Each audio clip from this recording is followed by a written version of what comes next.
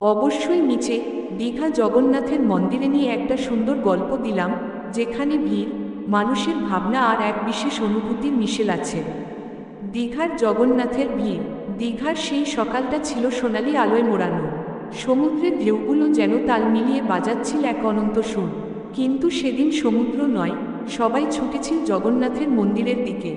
মন্দিরের সামনে তখন মানুষের ঢল, কেউ হাতে ফুল, কেউ নারকেল, কেউ আবার শিশুকে কোলে নিয়ে প্রণাম দিতে এসেছে।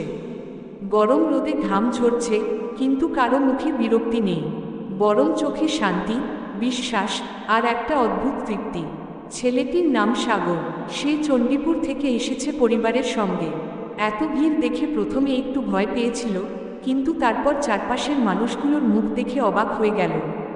কেউ হেঁটে ক্লান্ত হলেও হাসছে, কেউ ভিড় ঠেলে জায়গা দিচ্ছে অন্যকে। এই ভিড়ের মধ্যেই যেন একটা অদৃশ্য বন্ধন, ভক্তির, ভালোবাসার আর একে অপরের প্রতি শ্রদ্ধার। সাগরের পাশে দাঁড়িয়েছিল এক বৃদ্ধ লোক, সাদা ধুতি আর কাঁধে গামছা। তিনি হেসে বললেন, বাবা, এত মানুষ এসেছে একটাই জন্য, মন শান্তি পেতে। জগন্নাথ শুধু মন্দিরে নয়, আমাদের মনে থাকেন। সাগর মাথা নাড়ল, মন্দিরের ঘণ্টা বেজে উঠল।